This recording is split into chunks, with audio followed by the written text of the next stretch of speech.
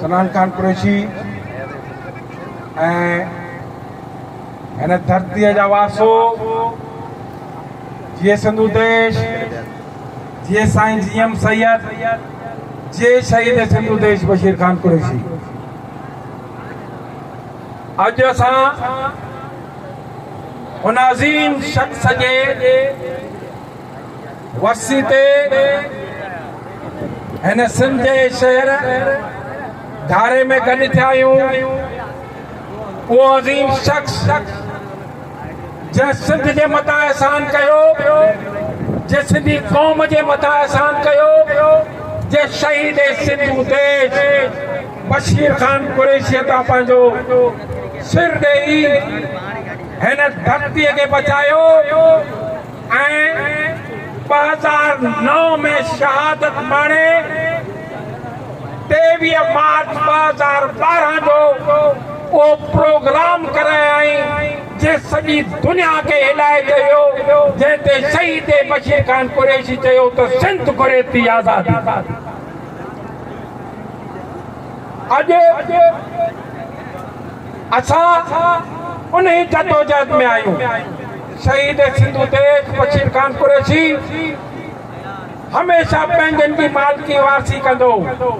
ही जेका शहादत थी वो तव्हांखे ॿुधाईंदो हलां त 2009 में सोराबकोट में सिंध तरक्की पसंद पार्टी जो हिकिड़ो कारकुन पठाणनि शहीद कयो हो, जंहिंजी फातिहा ते शहीद बशीर खान कुरैशी असीं वियासीं त उन्हनि जे माइटनि चयो त बाबा असां निंदड़ कयूं, असांजो वाली वारिस कोई न आहे।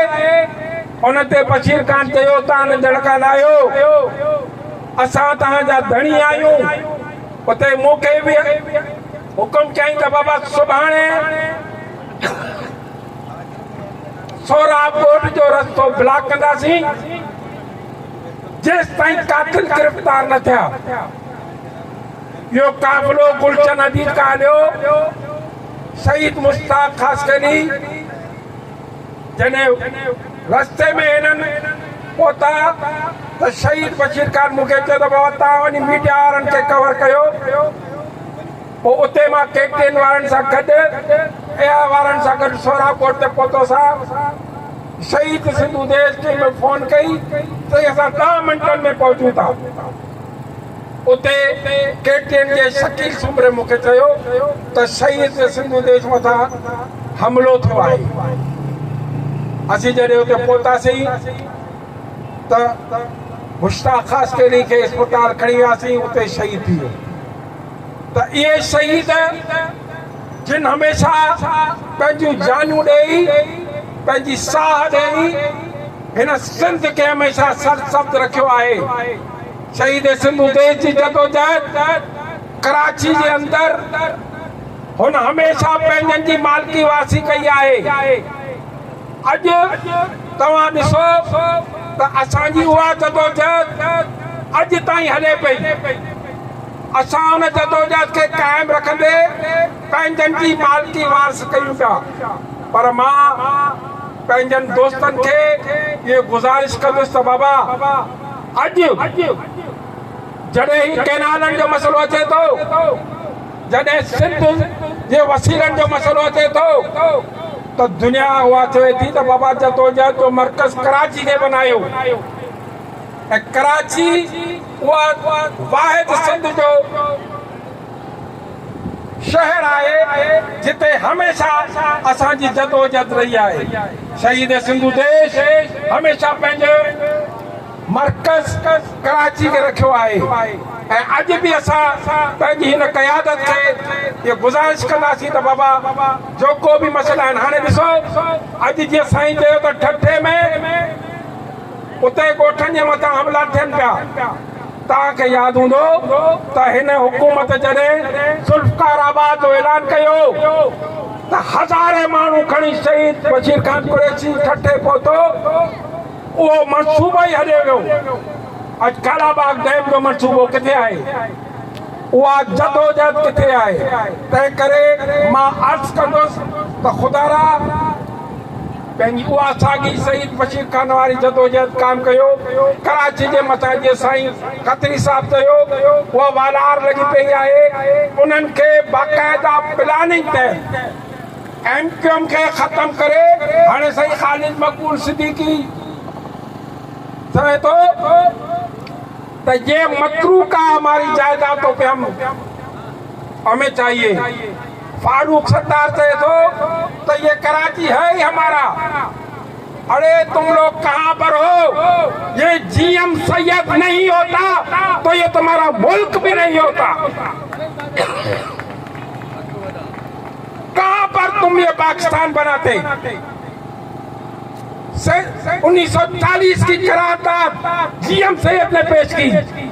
ये तुम्हारा मुल्क बनाने वाला जिना ठट्ठे का सिद्दी था। तुम कहां पर ये मुल्क बनाते? उस वक्त ये तुम्हारा पंजाब उन सिखों के साथ था। तुम्हारा सरहद पख्तूनख्वा खान अब्दुल गफ्फार खान के साथ उस कांग्रेस में गांधी के साथ था। बलोचिस्तान तो था ही नहीं, वहां तो रियासतें थी। लसबेला स्टेट, अपना सारावान स्टेट, बहुत सारी स्टेट थी। ये सिंध था जिसने आप लोगों को ये मुल्क बनाया जिसमें तुम लोग याशिया कर रहे हो। आज कहते हो कि ये मकरूब पर जायदादें हमारी है, तुम्हारे बाप की जायदादें हैं। हम कराची का एक एक इंच आपको नहीं देंगे। ये खालिद मकबूल सिद्दीकी तुम कहते हो मैं टीपू सुल्तान की औलाद हूँ। तुम भले टीपू सुल्तान की औलाद हो चाहे बिन कासिम की औलाद हो। ये GSN कौमी माँ, ये कुलारी वाले झंडे वाले कराची का एक इंच आपको नहीं देंगे। आप कौन होते हो हमारी जायदादों पे कब्जा करने वाले? और कहते हो ये हम नहीं होते तो ज़बान नहीं होती। भाई हमें ये ज़बान ही नहीं चाहिए। हमारी सिंधी हजारों सालों से पूरी दुनिया में कायम है और इंशाल्लाह कायम रहेगी। ये मकरूब जायदाद है। ये फारूक सत्तार जो एक कराची प्रेस क्लब में एक थप्पड़ पे अपने कायद को भूल गया, वो कह रहा है कि हमें सूबा दो। वो फारूक सत्तार जिसको अहमद अली ने एक फोन कॉल की जिसमें पीर कॉलोनी छोड़ के भाग गया, वो सुबह मांग रहा है। हैरत की बात है। ये सुनते ये साईं